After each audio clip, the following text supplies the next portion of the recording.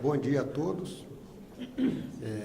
Em nome da Telebrasil, nós vamos abrir agora o workshop que vai tratar do SNOA, Sistema Nacional de Ofertas no Atacado.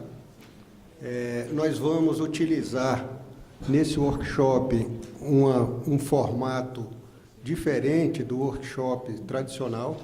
Tá? Nós estamos aqui como convidado o Abraão Balbino, da Anatel, que é a pessoa que conduz na Anatel esse assunto. Como todos sabem, o Sistema Nacional de Oferta no Atacado, ele surgiu dentro do PGMC, né? Houve, inclusive, uma resolução da Anatel, foi a Resolução 600, que estabeleceu o PGMC e, no bojo do PGMC, o Sistema Nacional de Oferta do Atacado. Então, nós vamos conduzir da seguinte forma: o Abraão vai fazer uma apresentação de cerca de 40 minutos e a gente quer, na realidade, o objetivo desse nosso workshop é travar um debate da Anatel com diversos segmentos aqui do setor de telecomunicações aqui representados. Eu vou fazer algumas provocações depois da apresentação do Abraão, mas a gente espera ter uma intensa participação do setor para que a gente possa sair daqui com a conceituação firme, os diversos atores de mercado, sabendo, inclusive, quais são as oportunidades de mercado que surgem com os novos sistemas, principalmente para indústrias, e para as operadoras que estão aqui, tanto as operadoras incumbentes quanto as competitivas, a gente possa aqui, com a Anatel, esclarecer alguma dúvida de fundo que forem colocados por essas empresas. Então, sem maiores delongas, eu vou passar a palavra para o Abraão Balbino, da Anatel, que vai fazer uma apresentação detalhada sobre o SNOA. Obrigado. Bem, bom dia a todos. Um prazer voltar novamente a esse evento para falar desse tema. No passado, nós, quando viemos a este evento, falamos basicamente de um projeto que estava em construção, em desenvolvimento. Havia um intenso debate junto às empresas para a construção do sistema e viabilizar, dentro do prazo, a implementação das ofertas de referência e de todo o mecanismo do PGMC. E hoje nós temos aí, basicamente, vamos comemorar na semana que vem, no dia 12, um ano de operação da plataforma. Então, nós temos aí um conjunto de conquistas e um conjunto de desafios também. Então, o grande mote da minha apresentação hoje aqui vai ser falar sobre o sistema, com foco também nos desafios que nós ainda temos. Nós temos ainda um conjunto de situações a trabalhar, a tratar. Nós vemos que, após este um ano de sistema, nós tivemos várias conquistas relacionadas à transparência, aos mecanismos de transparência da plataforma. Por outro lado, é uma plataforma que ela precisa ser conhecida. Então, nós estamos num desafio aí de torná-la cada vez mais conhecida das pequenas empresas, em especial os provedores de acesso à internet. Temos ido em eventos, temos buscado fazer esse processo de divulgação. E esse é um dos desafios que nós vamos mostrar aqui. Bom, vou tentar chegar um pouquinho aqui para trás para eu poder ver também. É mais fácil eu virar para cá, assim.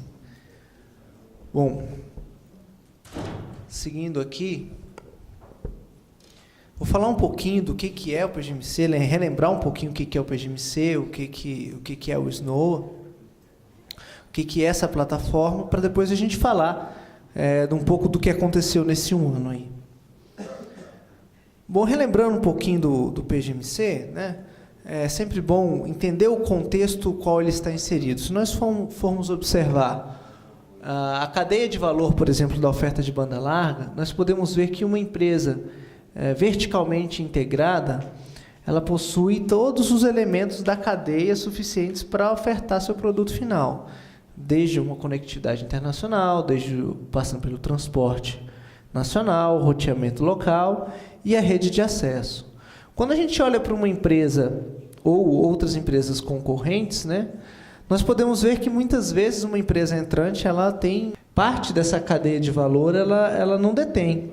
E aí ela, via negociação, normalmente ela adquire esses insumos dessa empresa integrada. Isso é o que nós chamamos de mercado de atacado em telecom. Uma empresa adquirindo produtos ou insumos ou elementos de rede de uma outra empresa que ela não detém. O PGMC busca melhorar ou dar condições melhores para que essas naturezas de contrato possam permitir ou eliminar as barreiras competitivas existentes no mercado e, portanto, promover a competição. E essa identificação do PGMC ela ocorre em cima de mercados relevantes. Quais são os mercados em que se identificou que existem gargalos competitivos? Naturalmente, o PGMC, por ser um mecanismo que a cada 4 anos é revisto, conforme a sua definição, essas definições de mercados relevantes podem mudar. Hoje são 5 mercados. Temos o que nós chamamos de rede de acesso, que tem esse nome grande aqui, mas é rede de acesso de cobre, basicamente. Cobre ou cabo coaxial com velocidades inferiores a 10 megabits por segundo. Temos as redes de transporte, e no caso das redes de transporte, nós estamos falando de ofertas de linhas dedicadas, estamos falando da oferta de trânsito IP, estamos falando da oferta de backhaul. Falamos de home nacional, que é um produto orientado ao mercado móvel, home entre prestadoras móveis. Estamos falando também de interconexão em redes móveis, que é o chamado mercado de terminação em redes móveis, e o mercado de infraestrutura passiva. Então, de acordo com o PGMC, são 5 mercados relevantes com vários produtos que devem ser ofertados nessas empresas. E, de acordo com o PGMC, quem deve ofertar esses produtos? Estamos falando de 6 grupos econômicos, cada um deles com diferentes níveis de poder de mercado em cada mercado. Cada mercado relevante ele tem uma dimensão, por exemplo, os mercados de acesso e transporte tem uma dimensão municipal. O mercado de terminação móvel, de interconexão, tem uma dimensão da região do PGA. Então, cada mercado tem a sua dimensão geográfica e está aqui os grupos com PMS em cada mercado. E, basicamente, o que o PGMC determina? Que essas empresas, com poder de mercado significativo, devem ofertar estes produtos destes mercados que eu citei de maneira regulada. E como é que se dá essa regulação? Ela se dá, primeiro, a empresa tem que apresentar uma oferta padrão, isonômica, não discriminatória deste produto, e essa oferta ela precisa ser homologada pela agência. Então, na verdade, a agência passa, no limite, a regular o preço de todos esses produtos dessas empresas PMS. E, além disso, essa oferta, depois de homologada pela Anatel, ela deve ser ofertada no que nós chamamos de Sistema de Negociação de Ofertas de Atacado, que ficou conhecido como SNOA.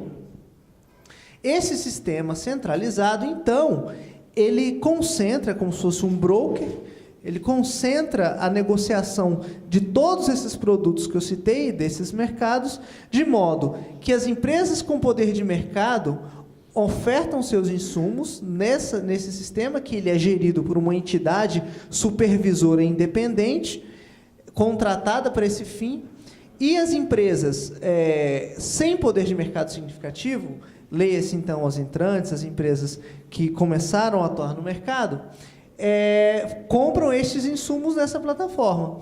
E a Anatel tem supervisão completa de todas as negociações, de todos os insumos e de todos os processos de compra e venda relacionados a esses produtos de atacado que eu citei. Então, em cima disso que eu falei, temos aí um universo que foi aquilo estabelecido no PGMC, que existe padrão e definido para todos esses produtos. Isso foi estabelecido por meio da Resolução 600, e nós ficamos um processo aí de 10 meses entre novembro de 2012 e setembro de 2013, fazendo o desenvolvimento dessa plataforma. Foi contratada a ABR Telecom como entidade supervisora.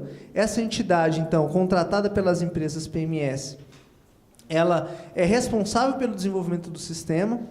A ABR, por sua vez, subcontratou a Cleartech como parceiro tecnológico da plataforma. O sistema, ele fica hospedado no data center da HP em São Paulo.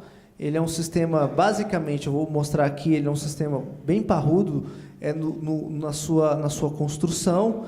E o conjunto de informações que nós tivemos ao longo dos últimos 12 meses, eu poderia dizer que é substancialmente maior do que os dados que a Anatel tinha nos 15 anos de regulação que antecederam a existência no que diz respeito ao mercado de atacado, dado o conjunto de transações, o conjunto de informações relacionadas aos diversos tipos de contratos celebrados.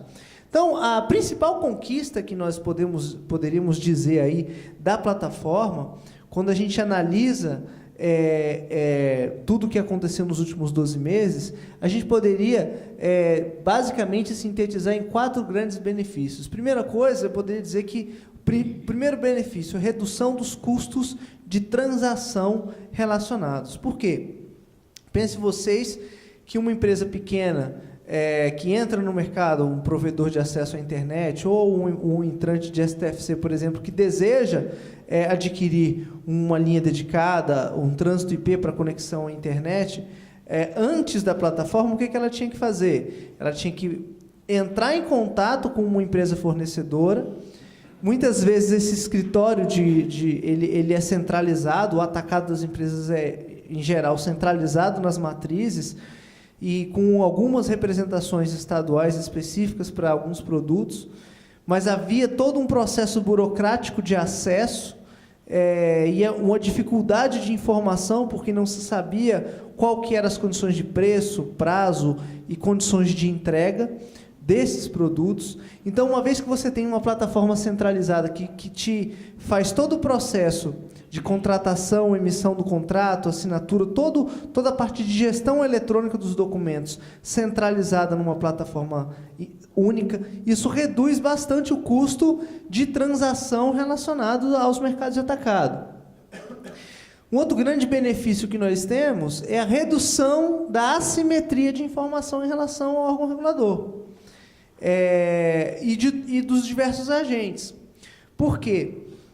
Até então, nós não tínhamos um conhecimento muito detalhado dos diversos tipos e das diversas modalidades existentes dos produtos e, principalmente, das demandas das empresas que compram um atacado. Nós tínhamos um exemplo claro, que sempre imaginou que o produto linha dedicada, por exemplo, que nós temos regulado até a velocidade de 34 MB, ele era um produto que compunha majoritariamente a cadeia de valor de oferta de banda larga. Na verdade, depois de todo esse tempo, a gente concluiu que majoritariamente não é esse o caso.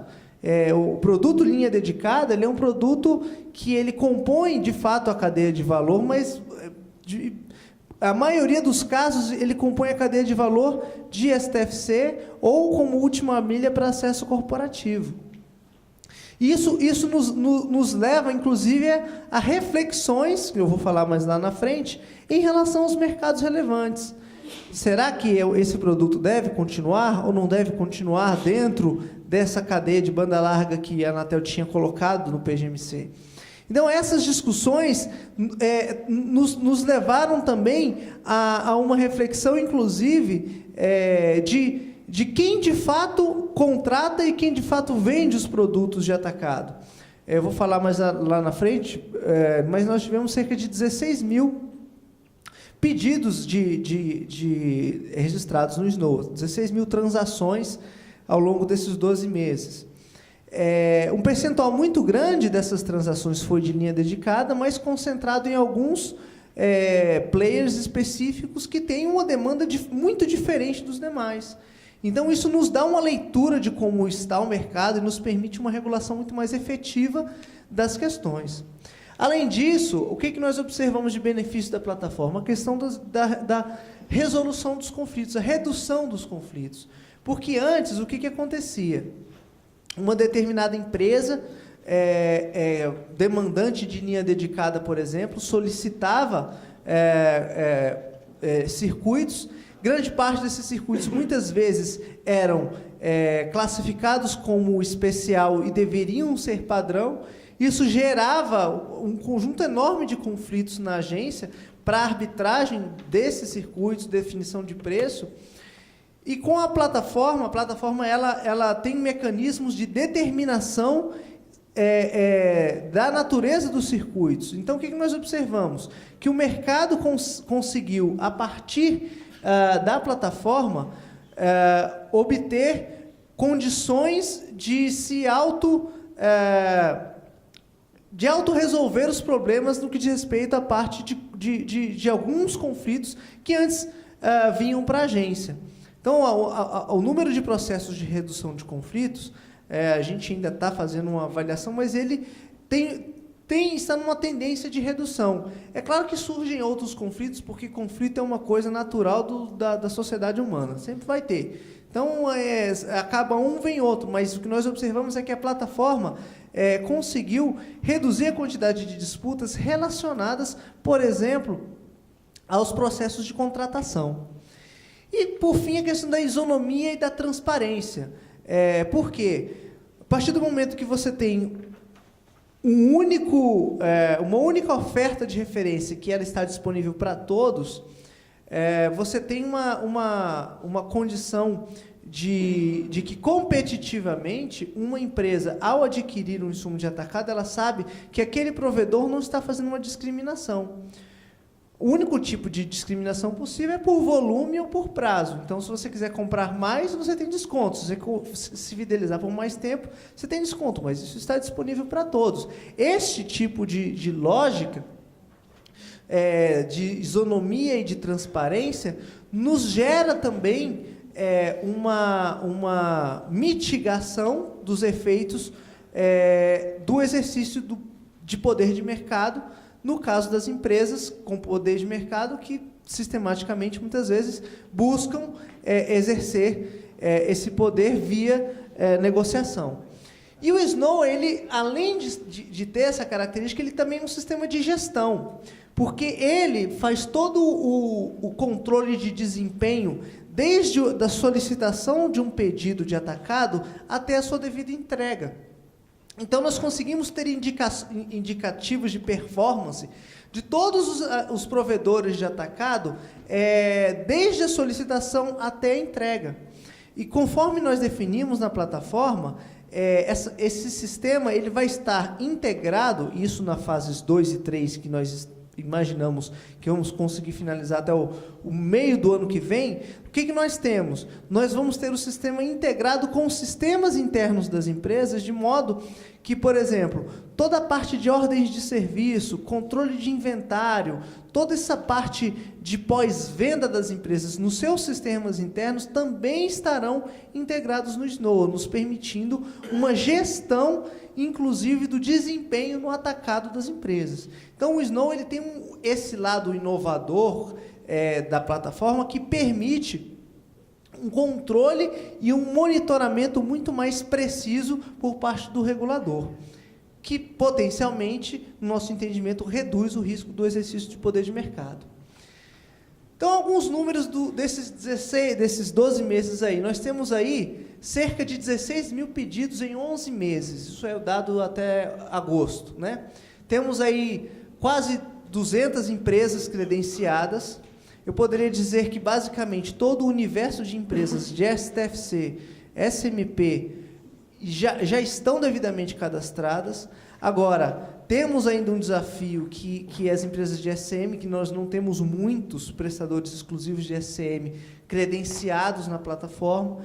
Eu vou mostrar ali, mas nós já temos aí 40 mil torres cadastradas, 31 mil centros de fios, 41 mil circuitos de LD legados. O que nós fizemos? Nós fizemos um trabalho de todos, como o principal produto de atacado historicamente era LD, o total de circuitos que havia sido solicitado antes do SNOA, nós fizemos uma carga no SNOA para que eles estivessem cadastrados na plataforma, para que nós tivéssemos o controle desses circuitos também. E nós podemos dizer que, dentro da plataforma hoje, basicamente 39% dos pedidos são de interconexão de redes móveis, 45% de ELD, em torno de 16% de infraestrutura passiva, especialmente torres. Temos um grande desafio, que é fazermos os demais produtos serem conhecidos. Eu vou falar disso um pouquinho mais na frente. Mas, quando a gente observa esses 16 mil pedidos, vamos fazer uma pequena comparação.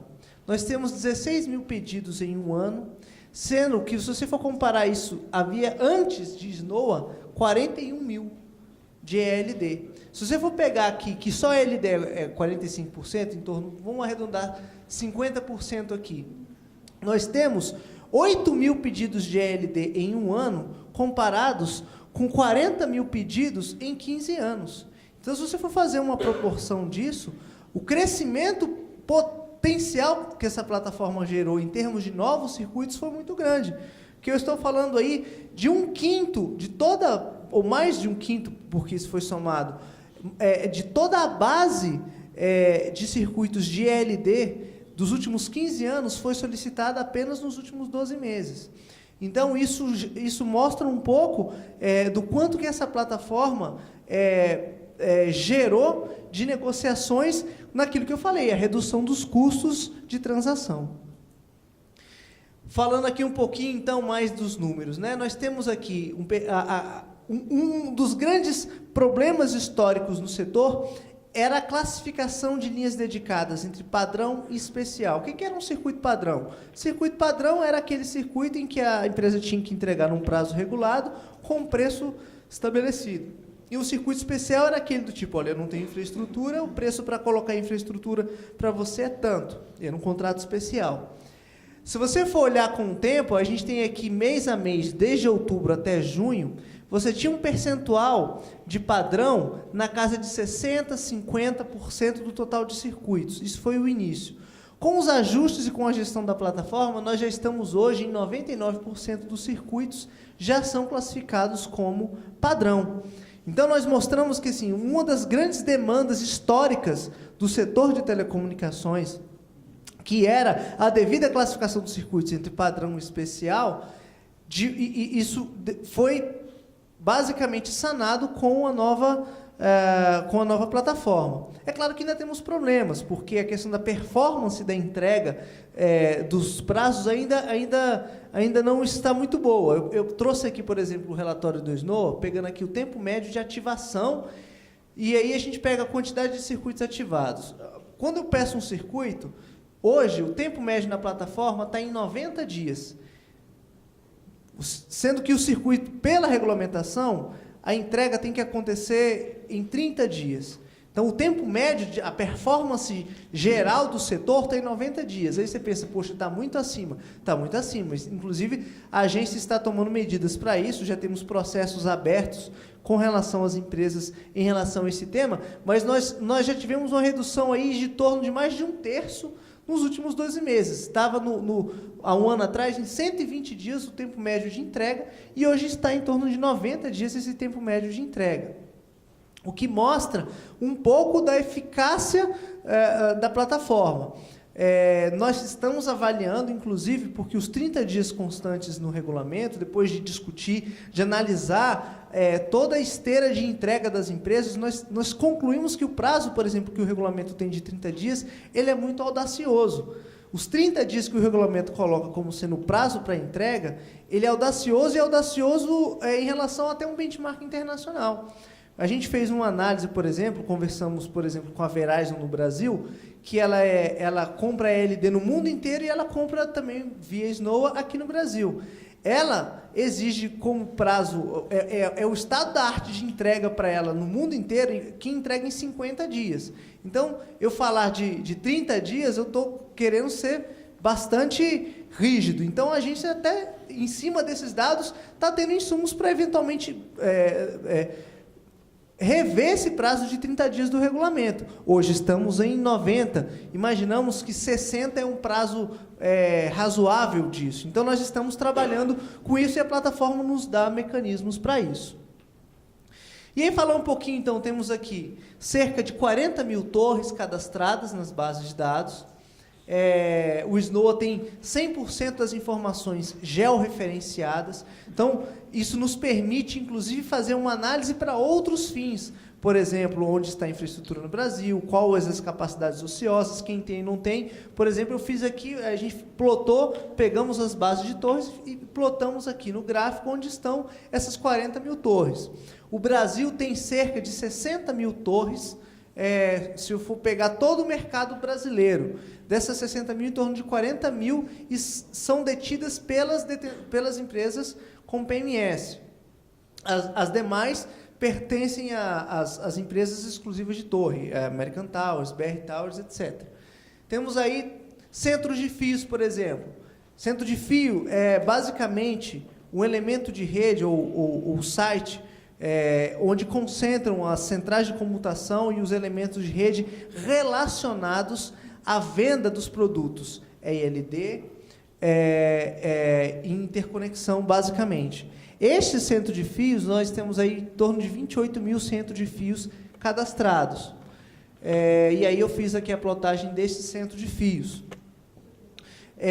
Temos também um total de 84 PTTs, sendo que alguns desses PTTs estão implantados ou serão implantados em 90 dias após a solicitação. O que isso significa? Uma empresa que deseja comprar trânsito IP em um ponto de troca de tráfego, e aquela área de registro não tem ponto de troca de tráfego, na verdade, ela já tem o ponto de troca de tráfego, está aqui plotado, em 90 dias esse ponto de troca de tráfego tem que estar disponível a partir da solicitação. Tivemos um caso na semana passada de uma empresa no Acre que não tinha, não tinha acesso a trânsito IP. Na verdade, ela comprava R$ 2.500 no seu site, a oferta de referência, R$ 2.500 o preço do mega, e pela oferta de referência, vou mostrar esse dado daqui a pouco, a oferta de referência cai em torno de R$ 100, você pensa de 2.000 para 100, é mais ou menos isso. Ela fez um pedido de interligação no PTT, e esse PTT aqui do Acre tem 90 dias para ser implantado. Então, temos ainda, claro, desafios que a gente vai falar, mas a gente consegue visualizar uma evolução nas informações que a agência tem, e mais do que isso, uma promoção das negociações entre as empresas. Vou falar aqui um pouquinho agora de alguns dos produtos e dos preços de alguns desses produtos que ainda não tivemos um processo de negociação estabelecido. O PGMC determina que as empresas com poder de mercado, no mercado de acesso móvel, de acesso fixo, em especial de rede de cobre, ofertem o que nós chamamos de full unbundling, que é a desagregação completa do enlace local. Este produto, basicamente, não existia no Brasil, sempre foi uma demanda histórica dos entrantes, e o PGMC estabeleceu a oferta desse produto. Tivemos um primeiro ciclo de homologação e um segundo ciclo. E após as discussões, o que se observou? Principalmente as empresas, os provedores de internet, os pequenos prestadores, sempre demandaram dizendo o seguinte: o preço está razoável, o preço está bom, mas, principalmente para nós, a quantidade mínima, o volume mínimo contratado está alto. Então, qual que é o trabalho que nós estamos fazendo? de discutir com as empresas para tentar reduzir esse volume mínimo negociado. No primeiro ciclo, por exemplo, do primeiro para o segundo ciclo, nós já conseguimos uma redução, no caso da Telefônica, de 1/3, de 720 pares para 580 pares. E se a gente for fazer um benchmark internacional, o preço nosso do Full Unbundling, se eu pegar a ativação mais o FII mensal relacionado a esse contrato, o Brasil tem um preço razoavelmente competitivo, eu diria bastante competitivo, em relação aos principais países da Europa, cuja atuação de unbundling ela é massiva, inclusive chegando a patamares de 10% até 15% da base de linhas de acesso de dados e de telefonia fixa desagregadas. Então, o que nós entendemos? Que a questão do unbundling no Brasil, ela não é mais preço, ela não é mais oferta, ela não é mais padronização. Ela é uma questão básica de modelo de negócio. É uma barreira que nós reduzimos, só que as empresas, os provedores, em geral, eles têm um receio. Por quê? Eu não quero ficar na mão da empresa incumbente, eu quero desenvolver minha própria rede de acesso. É uma situação, mas o que nós colocamos é que há esse modelo de negócio disponível. E estamos tentando tirar essa impedância das empresas de que vale a pena investir em uma modelagem como essa. Temos ido a eventos, mas uma coisa é certa, hoje nós temos um produto com um preço atrativo, em condições minimamente replicáveis, até porque não posso falar isso taxativamente porque o regulamento de replicabilidade ainda não saiu, mas dadas as nossas análises preliminares em condições replicáveis, o que nos permite dizer que um dos pleitos históricos para a competição no setor, ele foi trabalhado. Falando um pouquinho do bitstream, que é muito parecido com o unbundling, mas ao invés de você desagregar o enlace, ou seja, um enlace de cabo par trançado, ser todo desagregado para a empresa que aluga, o bitstream ele é um produto que você compra o streaming de bits. Você usa toda a infraestrutura de rede da empresa que está te vendendo, e ela te cede o streaming de bits relacionados àquele usuário específico. Nós temos aqui a mesma coisa que nós pudemos observar no Full Unbundling, uma redução nos volumes de negociação, e nós temos aí um preço, vou pegar aí 2 megabits por segundo, na ordem aí de R$35, o preço do streaming de bits de 2 megabits por segundo, esse streaming determinístico, para entrega para o prestador que está comprando a rede, que está comprando o insumo de atacado. Fizemos algumas análises e esse preço também é replicável. No nosso entendimento, ainda não tivemos negociação desse produto, tendo em vista, novamente, um pouco da impedância das empresas de buscar um modelo de negócio dessa natureza. E aí estamos discutindo, a agência está muito aberta a debates com os pequenos provedores, com as empresas relacionadas, para tentar potencializar esse produto. Vamos falar um pouquinho da interligação. Interligação é o que nós chamamos de trânsito IP. É a internet no atacado. É a internet que se eu quiser ser provedor, eu compro para poder me tornar um provedor. Este produto, de acordo com o PGMC, ele se tornou um produto regulado. Ocorre que, no caso desse produto aqui, o que havia? As empresas vendiam esse produto como sendo um acesso de SCM corporativo, o que não dava prerrogativas de interconexão. Então, você tinha um pequeno provedor de internet, ele não se interconectava com ninguém, à luz do RGI, à luz da LGT, ele não tinha interconexão. Ele comprava SCM corporativo e vendia como SCM, era uma revenda de SCM. Ocorre que, de acordo com o PGMC, esta realidade não deve mais existir por parte das PMS. As PMS não devem ofertar mais esses produtos. Então, essa é uma dificuldade que nós temos, que é justamente coibir por parte dos PMS, a oferta desse SCM corporativo e a oferta, de fato, desse produto em interligação. Ah, mas qual que é a vantagem de comprar interligação ao invés de comprar um SCM corporativo? O SCM corporativo não te dá prerrogativas que o Regulamento Geral de Interconexão dá para qualquer empresa que adquire o produto. Prerrogativas de qualidade, prerrogativas de atendimento, prerrogativas de manutenção da rede. E esse tipo de coisa faz com que a empresa muitas vezes esteja vulnerável.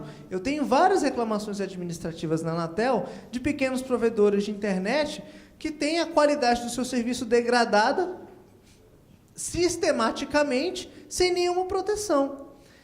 Sendo que, quando você compra a interligação, você está adquirindo um produto voltado para a sua situação, que é uma compra de atacado. E o que nós observamos? Nós temos aqui os preços atuais, nós temos aqui o preço por megabit por segundo, tá? Basicamente, as ofertas de referência de interligação vão de 50 megabits por segundo a 10 gigabits por segundo. Aqui está o preço médio do megabits por segundo, né? E aí o PGMC ele estabeleceu, nós, nas ofertas de referência, estabelecemos duas modalidades de interligação. A interligação no PTT, que é quando a empresa compra esse produto em um PTT existente, ou seja, ela leva a sua infraestrutura até esse PTT e compra o trânsito IP nesse ponto de troca de tráfego, ou o que nós chamamos de interligação com acesso, que ele compra o trânsito IP, a banda de internet, na sua própria infraestrutura. E aí nós temos os preços aqui, temos aqui vou passar logo para o gráfico, em que nós temos aqui as reduções.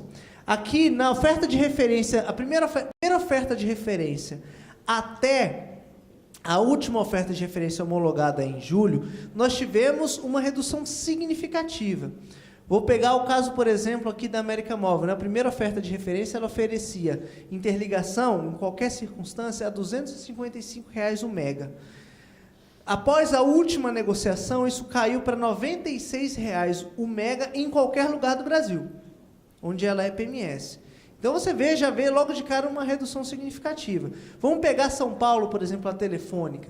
De R$ 55 caiu para, na média, vamos pensar aqui no PTT, de R$ 61. Isso aqui é um preço médio. Se eu voltar aqui na oferta de referência, e aqui separado por velocidade e por prazo, se você for pegar, por exemplo, no PTT de São Paulo, uma compra de 1 gigabit por segundo por 60 meses, você tem a R$ 34 o mega.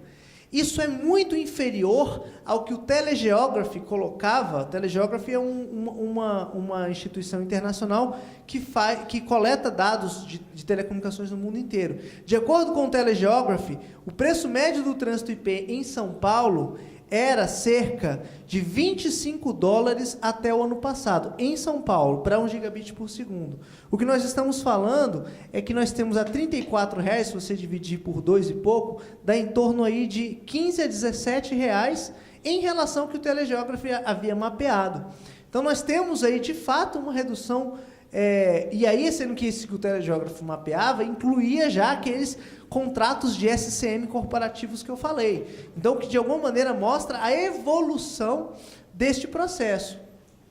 Só que se a gente for fazer uma análise, nós ainda não tivemos, desde, por exemplo, de julho até agora, que foi a homologação desse último ciclo, nós não tivemos solicitações massivas na plataforma. Nós tivemos, se não me engano, um pedido que foi esse que eu citei no Acre. Por quê? Pela falta de conhecimento dos provedores dessa possibilidade de compra e pelo fato de que as empresas PMS estão buscando não vender pela plataforma, buscam oferecer por fora, de alguma maneira, que é a estratégia da Anatel de coibir. Nós estamos desenvolvendo uma estratégia de fazer esse enforcement junto às empresas e estamos aí para implantar esse programa aí, essa estratégia nos próximos meses. E aqui, para dar um exemplo para vocês, quando eu olho aqui os preços, vamos pegar na área historicamente mais escassa no Brasil. Vamos pegar aqui, nós tínhamos uma reclamação administrativa em que a Anatel arbitrou esse aqui foi uma arbitragem que a Anatel fez em 2012, em que a Anatel arbitrou um preço de R$ 3.400 o preço do megabit por segundo de interligação na região norte. Isso aqui já foi menos do que a empresa tinha ofertado, e a Anatel arbitrou R$ 3.500. Hoje, pela plataforma, você pode comprar isso a R$ 96 o mega. Aí você pensa assim, é uma redução muito grande. Porque isso aqui, na verdade, não é custo. Isso aqui é exercício de poder de mercado. Que, na verdade, com a entrada em vigor da plataforma, você consegue mitigar com uma oferta de referência que ela é isonômica e não discriminatória. Isso aqui é um exemplo que eu dei para vocês. Então, isso é o que eu digo que são as conquistas que nós tivemos nesses 12 meses de oferta no SNOA. Temos aí, então, um conjunto de boas notícias, mas isso também vem elencado a um conjunto muito maior de desafios. Porque depois desses 12 meses, nós percebemos um conjunto de outras situações que nós temos, que, como eu vou falar aqui, transcendem o próprio setor de telecomunicações. Se você for pensar, o SNOA ele é uma plataforma de atacado, ou seja, eu busco minimizar as barreiras competitivas que existem no atacado. Agora, o que nós pensamos? O que é atacado por uma prestadora de telecom? Depois de tudo que a gente viu, de tudo que a gente estudou, o que é atacado? Bom, nós temos um atacado prestadora fabricante, porque ela não só ela compra produtos de atacado de uma prestadora, ela compra equipamentos, compra centrais, compra elementos de rede, enfim. Ela também compra, como eu já falei, tenho falado aqui, né, nos últimos, que são insumos de atacado de outra prestadora, mas ela também compra insumos de atacado de outros setores. Por exemplo, ela compra atacado de insumos regulados por outras agências. Por exemplo, postes, que são elementos de atacado das empresas elétricas, que são regulados pela ANEEL. Compra conteúdo e conteúdo linear das empacotadoras e relacionados à parte de SEAC, conteúdo de TV por assinatura, que é regulado pela Ancine. E também você tem conteúdos e aplicações na nuvem que são relacionados ao mundo de internet que é totalmente não regulado. Então, nós temos aí o que nós chamamos de um atacado intrasetorial, ou seja, que a Anatel tem total jurisdição em relação a essa questão, e você tem um atacado multissetorial. E se você for fazer uma avaliação, qual que é a conclusão que nós temos após os estudos? Bom, primeira coisa, não existe problema, quando a gente fala problema competitivo, no que diz respeito à relação prestadora-fabricante. Por quê? O fabricante ele não é verticalizado, o fabricante ele não opera também. Então, o fabricante ele quer vender para todo mundo igualmente. Ele não coloca uma barreira. A Huawei não coloca uma barreira para vender mais ou menos para o determinado empresa. Ela quer vender para todo mundo. Então, no nosso entendimento, não há um problema competitivo aqui. Quando eu vou falar da relação prestadora-prestadora, isso aqui é o PGMC. O PGMC tratou essas relações, identificou aonde estão os problemas e buscou minimizar. Vou falar de alguns desafios que nós temos em relação a essa relação aqui. Mas também nós já identificamos que na relação prestadora e outros setores existe problema. Temos a questão dos postes, claramente uma questão que envolve exercício de poder de mercado. Temos também a questão da compra de conteúdo, que estamos em debate, que tudo leva a crer que temos uma situação a tratar, e também temos uma situação que não sabemos se há ou não há problema ainda, que temos dúvida, que é no que diz respeito à parte de conteúdos e aplicações nas relações de telecom com o mundo de internet. E aí, como é que a gente pode segmentar os desafios que nós temos, tendo em vista essas relações?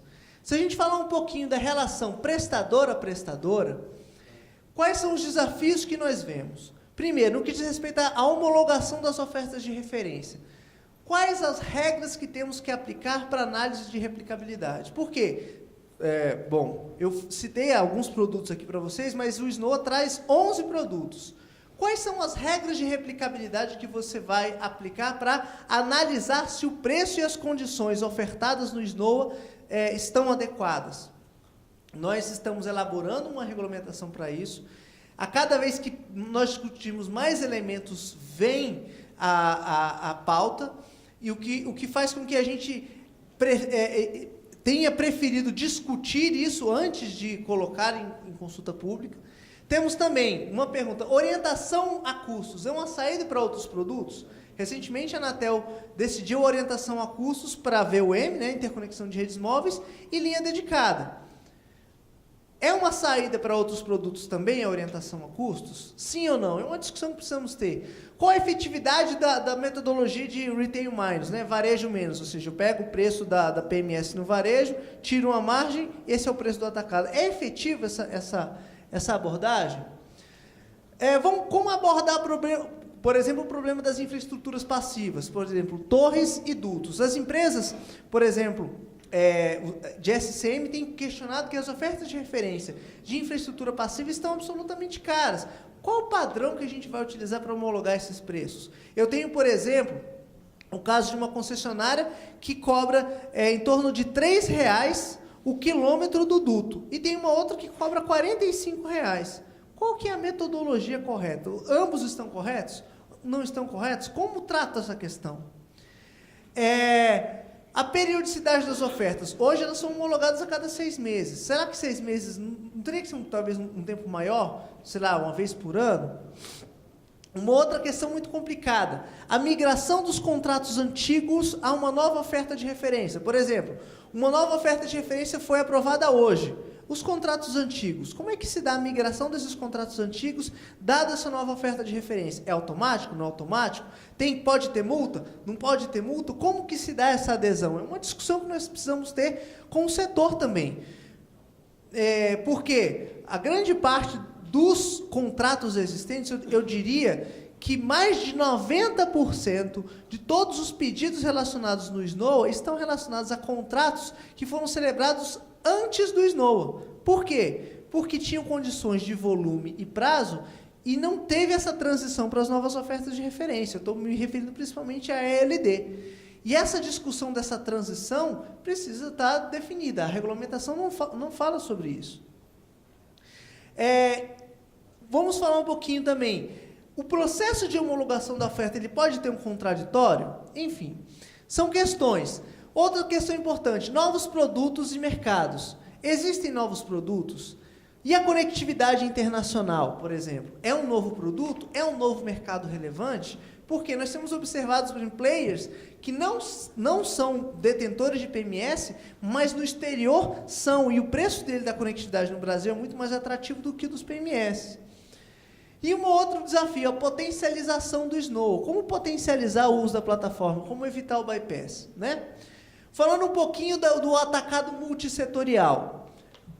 Falando um pouquinho do acesso ao conteúdo linear, por exemplo, no que diz respeito à parte de TV por assinatura.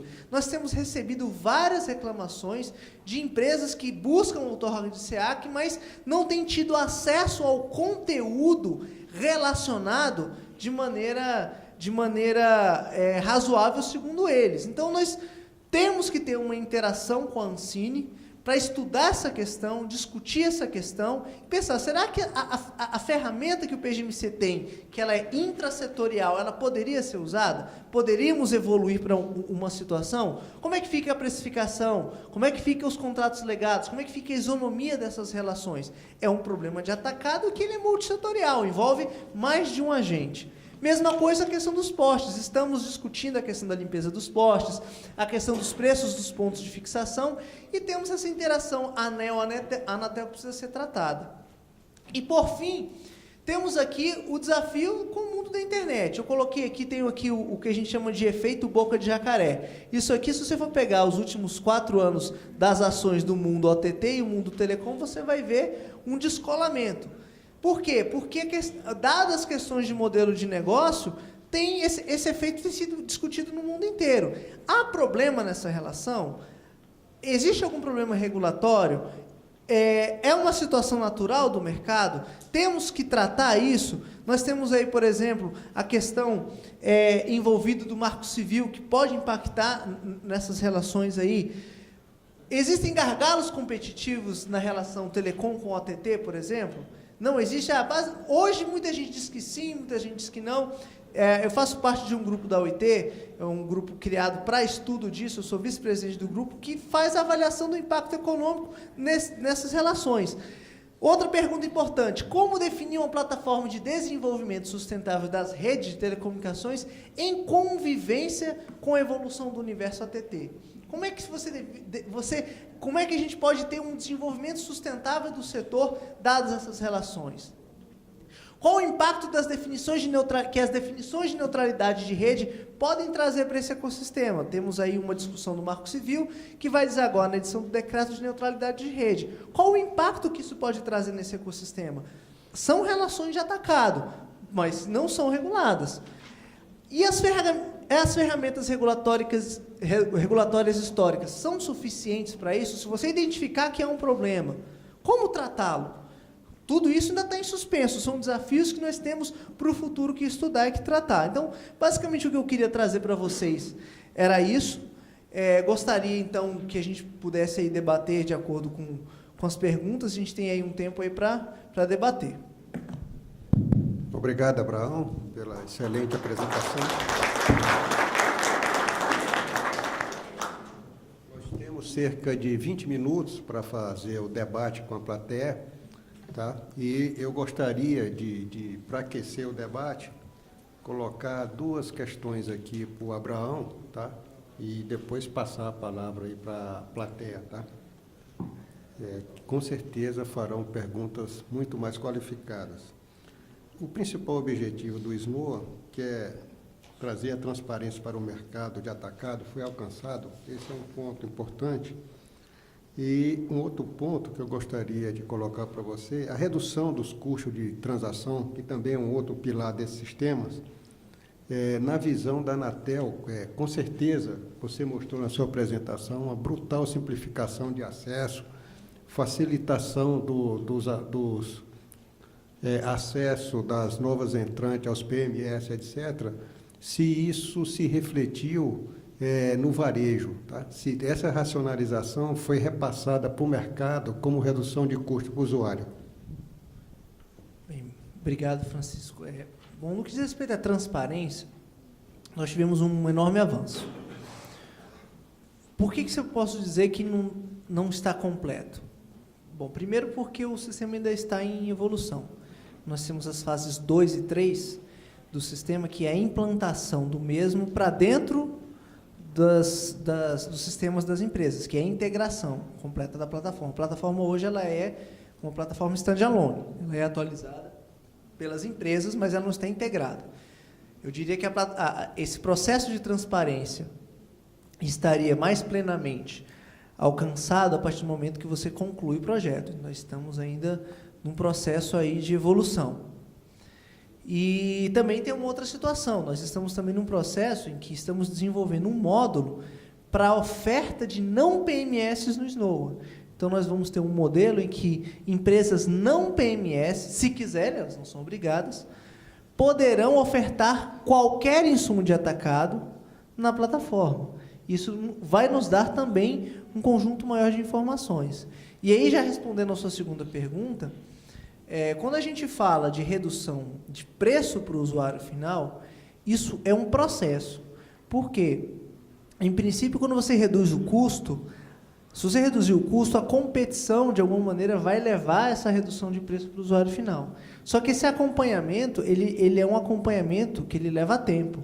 Por quê? Vamos pensar onde houve redução de preço mais significativa, que foi interligação. Nós reduzimos significativamente o preço, mas não houve ainda contratos celebrados de maneira massiva. Então, como se ainda não se reduziu o preço, há o processo da compra no atacado para a redução do preço. Então, o que eu imagino é que nós temos que ter um processo de acompanhamento no médio e longo prazo para, de alguma maneira, tentar aferir esse benefício, que certamente virá.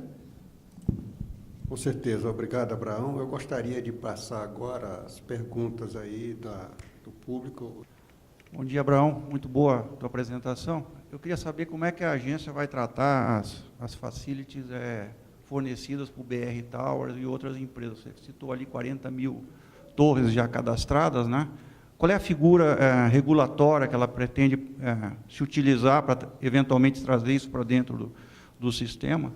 Eu entendo que não pode ser a mesma figura que você tem no caso de postos, porque ali você tem uma infraestrutura de uma concessionária, né? E isso não pode ficar de fora. Como é que a agência está vendo isso? Ok, obrigado. A questão é a seguinte. A questão dos postes, claramente, é de um outro setor regulado, né? Estamos tratando, temos uma resolução que deve sair aí em breve. Mas quando a gente fala de torres, por exemplo, das não verticalizadas, né? BR Towers, American Towers, essas empresas, basicamente, elas são tratadas como, elas de fato são não PMS, ou seja, elas não têm poder de mercado. A identificação da agência é que no mercado de torres, quem tem poder de mercado são as grandes SMPs, né? Vivo, Claro, TIM e Oi. Então, você tem a linha de monitoramento. Caso algumas delas se torne PMS, ou seja, tem uma metodologia específica para dizer se ela tem poder de mercado. Se ela se tornar PMS, temos aí a revisão dos PMS, deve ocorrer até o final do ano. Já fizemos um informe, já está na Procuradoria para essa revisão, vai à consulta pública. Não me lembro se houve alteração nesse mercado, mas a Anatel poderia tratá-las a partir do momento que se tornam PMS. Isso é a linha do PGMC. Entretanto, quando a gente decidiu por criar na plataforma um módulo voluntário para oferta de não PMS, o que nós estamos querendo? Queremos fomentar, utilizar essa plataforma como um fomentador de negócio, inclusive para aquele que não tem obrigação.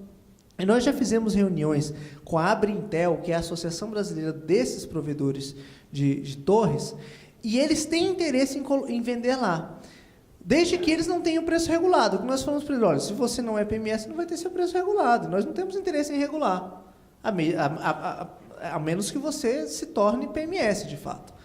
E o que nós observamos é que eles antes não tinham interesse porque não tinham demandante. O principal demandante dessas empresas são as empresas móveis. Ocorre que eles não têm condição de ter uma força de vendas para oferecer uma modalidade de torre para um provedor de SCM. Por quê? Porque uma empresa de SCM, ela geralmente faz Wi-Fi que utiliza um pequeno pedaço da torre.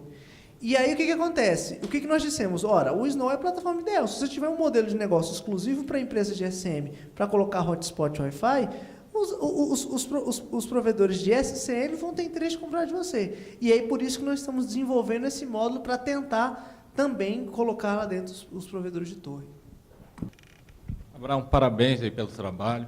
Acho que o sistema funcionou, quer dizer, mostrou que o custo reduziu, que trouxe transparência, etc. Agora, a minha pergunta é o seguinte: será que existe realmente demanda para todos os produtos?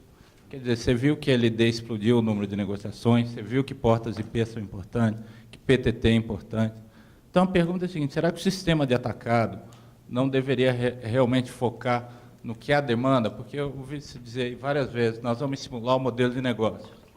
E será que existe realmente negócio por detrás de alguns produtos? Por exemplo, no mundo de over the top, tem alguém que queria colocar seu próprio dinheiro em unbundling? Essa pergunta nós fazemos de fato se realmente o mercado relevante de rede de acesso, entre aspas, se é um mercado relevante. Por quê? Nós temos aí um ano, sempre foi uma bandeira do setor de telecom. Nos últimos 15 anos, se você for ver todas as contribuições de consulta pública relacionadas a qualquer coisa de competição, sempre colocava a questão do unbundling. Então, não tinha como a gente não abordar isso, dado o histórico. Só que nós temos aí um ano sem pedido. Então, e não é condição de preço, é uma situação. Então, nós temos que refletir. Basicamente, o PGMC ele coloca o seguinte: a cada 2 anos, você revê o PMS e não revê o mercado relevante. O mercado relevante ele tem que ficar lá. E a cada 4 anos você revê os mercados relevantes. Então, uma sinalização que nós temos é que, eventualmente, vão surgir outros mercados relevantes e alguns mercados relevantes que existem pode ser que deixem de existir. Por isso, é importante o monitoramento constante e a discussão com os agentes. Porque nós temos produto, o produto está disponível, nós temos demonstrações claras de que o problema não é preço, mas não houve nem solicitação. Então, eventualmente, é um sintoma de que esse elemento da cadeia de valor não é um elemento que há interesse por parte dos compradores, das empresas, de adquirir esse produto. Brown, também parabenizo você e a apresentação que foi feita. Eu queria assim, saber um pouco mais dessa vertente, né, do atacado multissetorial com esse ambiente de conteúdo e aplicações da internet. Você comentou, fez algumas reflexões, né, mas também comentou do grupo que você atua também no âmbito da OIT, que estuda esse assunto, né. Eu queria, talvez, acho que me interessa saber se já há alguma contribuição um pouco mais concreta, né, para esse relacionamento. Eu poderia separar aí, da mesma forma como eu falei na apresentação. Nós temos aquilo que é regulado e aquilo que não é regulado. Naquilo que é regulado, ou seja, que há uma lei específica, que há um órgão específico, você tem um fórum de discussão que precisa ser estabelecido. Por exemplo, a Anatel precisa estabelecer junto ao Ancine. Nós já estamos, o Baigorre, basicamente, que é o nosso superintendente, está focado nisso, em buscar essa interlocução para tentar criar, por exemplo, uma versão do PGMC focada nisso, ou algo parecido, né? Tem que se discutir, né? Nós sabemos que é o problema e vamos buscar tratá-lo. E aí, basicamente, nós poderíamos dizer que as ferramentas que o PGMC coloca intrasetorialmente são aplicáveis. Eu poderia, por exemplo, pegar com torre, por exemplo, o Snow, assim como o Snow é uma solução para torre, ela poderia ser para poste, poderia ser, por exemplo, para conteúdo de TV por assinatura. Uma solução parecida que eu estou falando. Poderia, não estou querendo dizer que vai ser, isso é uma outra discussão. Estou dizendo que é um problema. Agora, quando você fala de aplicações de internet, há que se discutir que essas situações são globais. E você não pode discutir isso sem discutir conectividade internacional, você não pode discutir isso sem discutir outros incentivos e outras questões relacionadas, por exemplo, também à liberdade que a internet pressupõe. Mas algumas coisas já são claras, que é a questão, por exemplo, de isonomia. Vamos dar um exemplo. A gente está discutindo nos Estados Unidos, por exemplo, o acordo Netflix com Comcast, por exemplo. Se você tem... Isso a mesma lógica que você tem para a telecom de verticalização, você pode ter para ali. Você tem um provedor de acesso que tem acesso a um insumo que ele é importante para os compradores no varejo e que você acaba tendo uma vantagem competitiva se você fez um acordo com ele melhor do que aquele cara quer fazer com um concorrente seu. Então, essa discriminação vertical, ou essa falta de isonomia, é um potencial problema. Entendeu? Não estou querendo dizer que você vai regular preço, você vai fazer, não estou dizendo isso. E aí eu não quero nem ser mal interpretado aqui por uma questão clara, até porque o Marco Civil da Internet ainda está em processo de regulamentação.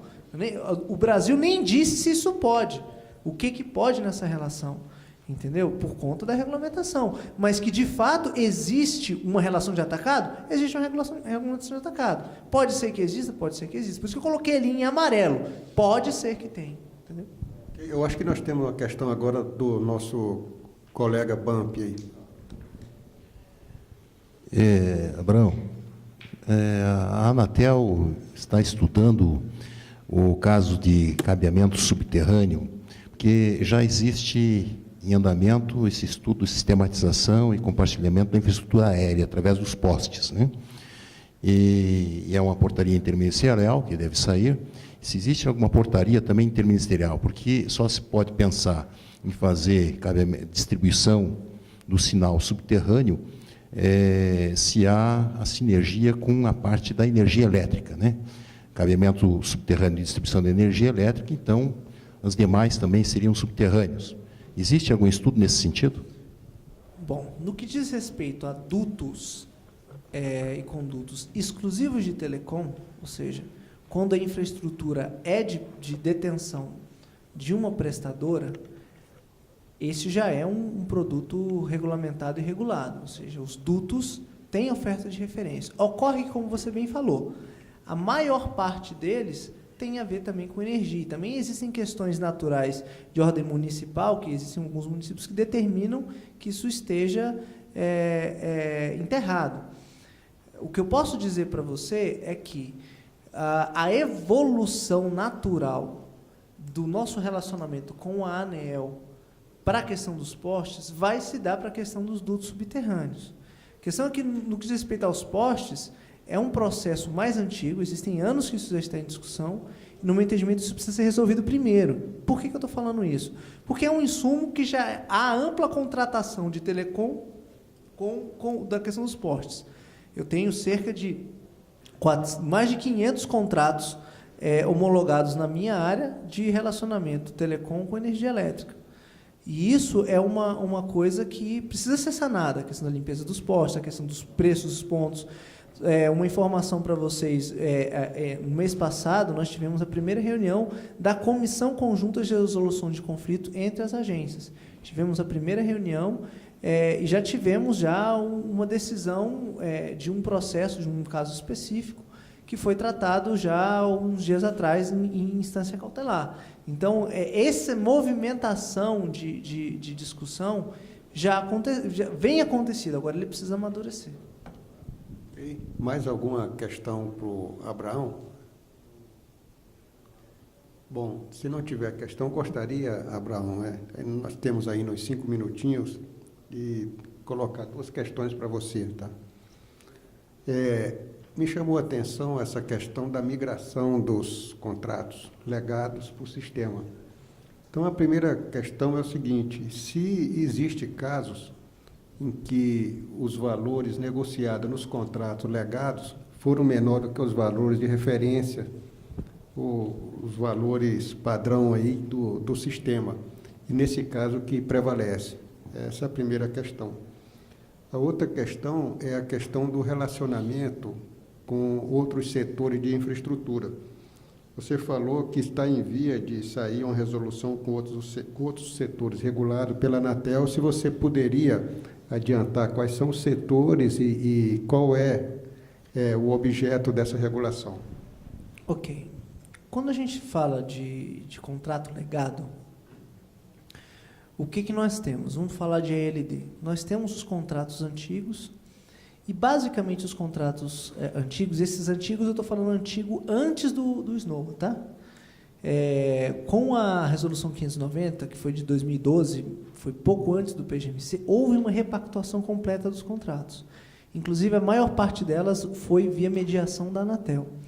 Estes contratos, eles basicamente estão aderentes às ofertas de referência, embora foram anteriores às ofertas de referência. E o porquê que eventualmente não migrou para a oferta de referência? Porque é uma questão simples. Essa migração, ela ocorre via multa. Então, se ocorrer alguma coisa na oferta de referência que seja um pouco melhor do que o contrato que a empresa tem, por uma questão que não está explícito se pode ou não pode, se é automático, se não é automático, em princípio, esse contrato ele tem uma multa rescisória. Então, a empresa não está predisposta a pagar, eventualmente, uma multa para ter uma migração. Essa multa, em tese, acaba sendo maior do que o benefício que ele tem em relação à oferta atual, porque a pactuação que ele teve foi muito próxima da própria homologação da oferta. Então, o que nós temos hoje é essa situação. Mas essa situação vai se agravar, porque a gente vai orientar a ILD a custo. Então, a tendência é que o preço de ALD das próximas ofertas de referência vai começar a cair sistematicamente. Só que os contratos vão estar pactuados num preço acima. Então, essa situação que eu falei, hoje para nós não é um problema, mas vai se tornar um problema com o tempo. E falando agora da questão entre os setores, né, o que tem já no forno é a resolução da Anatel com a ANEEL para a parte dos postes, que vai ter... Basicamente, o que ela vai trazer? Ela vai trazer a obrigatoriedade de um processo de limpeza dos postes, né, porque hoje, se for em São Paulo, por exemplo, a quantidade de cabo que tem pendurado e tal, existe muita coisa que não está devidamente tratada. Então, esse processo de higienização dos postes. Ela vai tratar também de um preço de referência por ponto de fixação, então os contratos não vão ser mais por poste, sim por ponto. E terceiro, ela vai trazer uma obrigatoriedade, que é o que nós estamos tratando, de oferta desses postes no SNOA. Então, nós estamos buscando, isso já está bem adiantado, um processo em que os postes serão ofertados no SNOA. É claro que estamos discutindo tempo, prazo, um conjunto de situações que estão em discussão, mas basicamente ela vai abordar essas três questões. Obrigado. Ok. Abraão, muito obrigado. Eu queria consultar aí os presentes se há mais alguma questão a ser esclarecida pelo Abraão.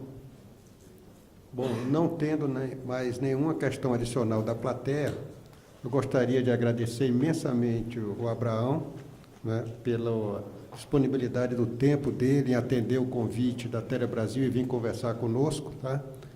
E nos colocar à disposição, a Telebrasil e da Anatel e do setor, para estar sempre aberto a novas discussões. Você quer fazer alguma consideração? Eu só queria agradecer a presença de todos e informar que a gente está disponível para qualquer sugestão, conversa, reunião. A gente está sempre disponível com as portas abertas aí para conversar com o setor. Obrigado. Ok, está encerrado o workshop.